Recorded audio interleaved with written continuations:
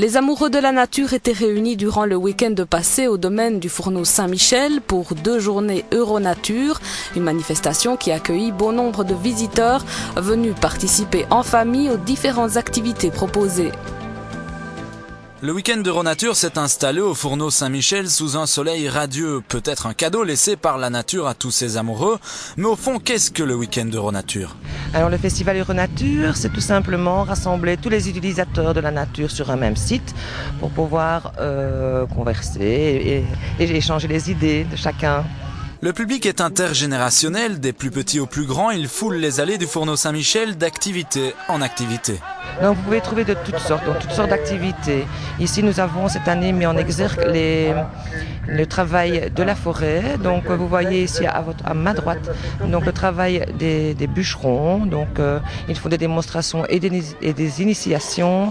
Par exemple au lancer de la hache, ils font de la tronçonneuse, ils font de la scie, du passe-partout, enfin toutes sortes de choses. Sous son allure de scène de film d'horreur, le lancer de la hache reste une épreuve parmi d'autres du concours de bûcheronnage. C'est vraiment une épreuve de précision et je veux dire la maintenance de la hache en main, quoi. Et là ici les gens peuvent tout simplement venir essayer? Oui, participer, voir comment se déroule l'épreuve. Il faut savoir que nous autres on a un peu plus libre parce que la cible est à 10 mètres normalement, ici elle est à 6 mètres. Mais alors, pour nous autres ça demande beaucoup d'entraînement aussi, mais comme ça les gens peuvent voir ce qu'on réalise en concours de bûcheronnage et peuvent s'amuser aussi. Si certains stands proposent essentiellement le divertissement, d'autres sont plus tournés vers le commerce. Ici, cet exposant, par exemple, met en avant les panneaux photovoltaïques. Je crois que ça se met bien dans le cadre de ces familles qui viennent au week-end d'Euronature et qui en ont déjà peut-être entendu parler, peut-être qu'ils ont déjà demandé. Et tout ça est bien inscrit là-dedans. Je crois que ouais, ça se présente bien comme ça. Ouais. Et du côté du public, les visiteurs sont pour la plupart venus en famille. C'est très bien, il y a plein d'activités pour les enfants.